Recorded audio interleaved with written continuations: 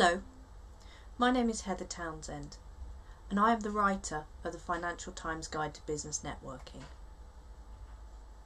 In today's video, I'm going to be taking you through the 14 attitudes, behaviours and mindsets of the very successful networkers that I know.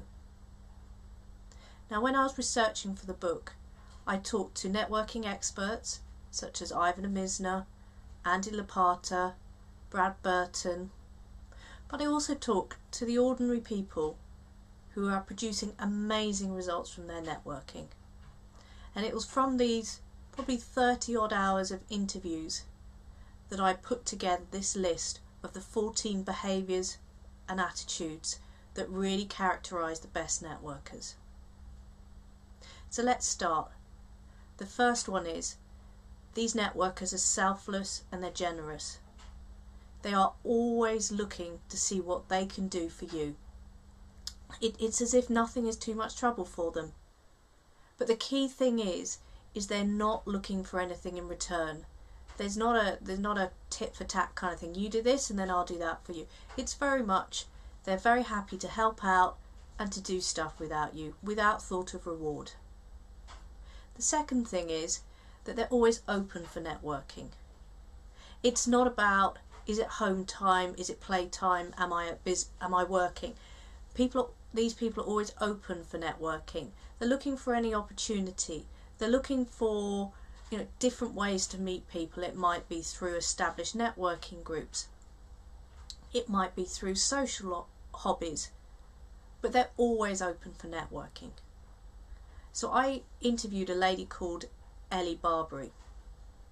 And at that point in time, she was 4 months into her business.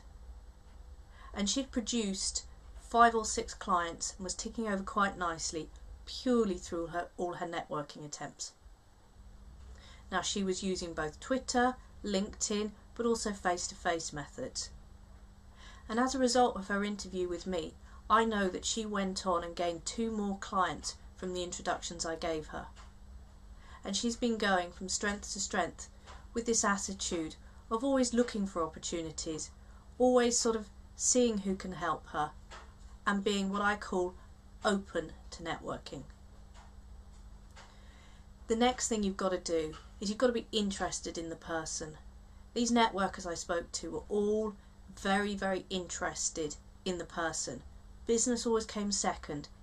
In fact, Brad Burton built for networking around the principle of the person comes first and the business comes second.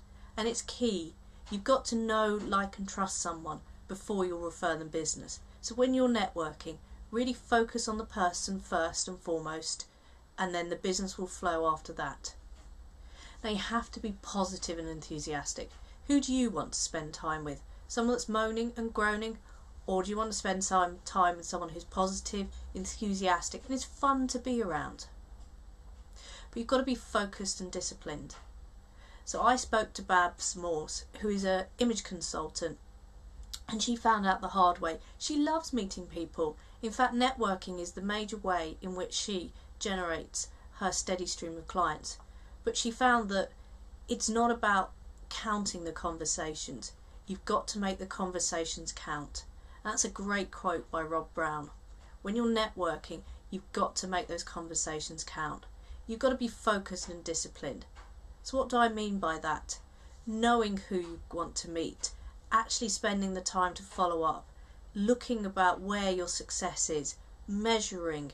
This focus and the discipline will help you increase your rate of return from networking. Now, something that I saw was there was very, very much a win-win mentality. The really great networkers are always looking to collaborate. It's if you can win, I can win, and it's looking for those opportunities. You've got to be brave. I mean, how many of us honestly likes going into a room where they don't know anybody and starting up conversations? You have to be brave. You have to be brave to write that email to introduce yourself.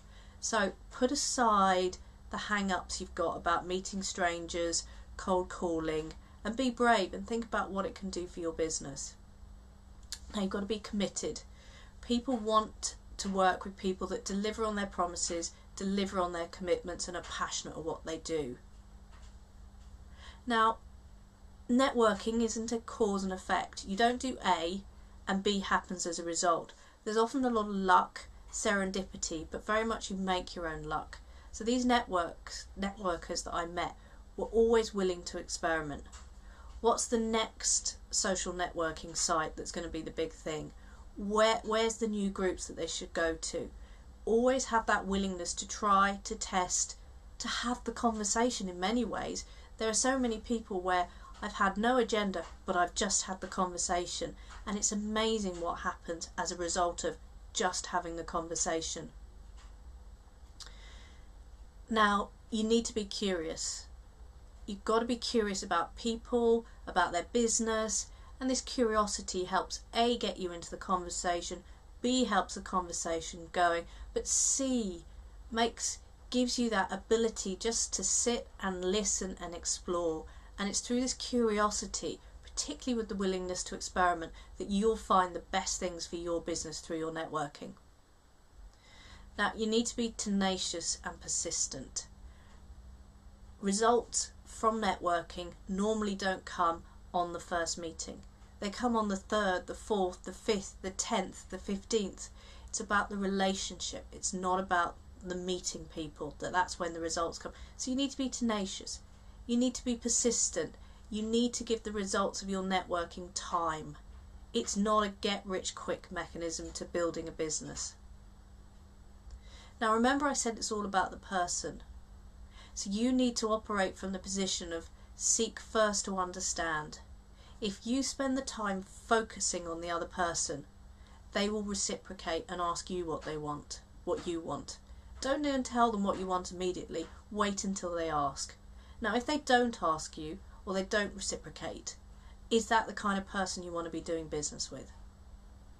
And then finally, you need to have the philosophy of acting like the host. You need to be prepared to go up and introduce people together, to make connections together and take the initiative.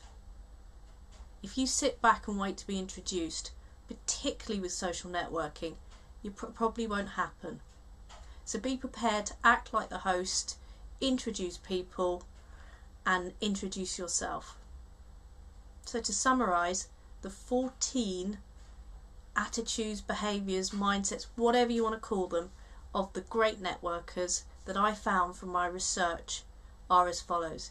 They're selfless and generous. They're always open for networking.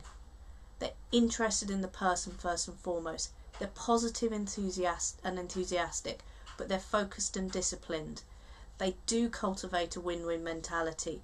They're brave, they're committed, they have a willingness to experiment, but they're also curious. They're authentic, they are their true self. They're tenacious and persistent, and they seek first to understand, but they do take the leadership position and act like the host. Now, my name is Heather Townsend, and I am the writer of the Financial Times Guide to Business Networking.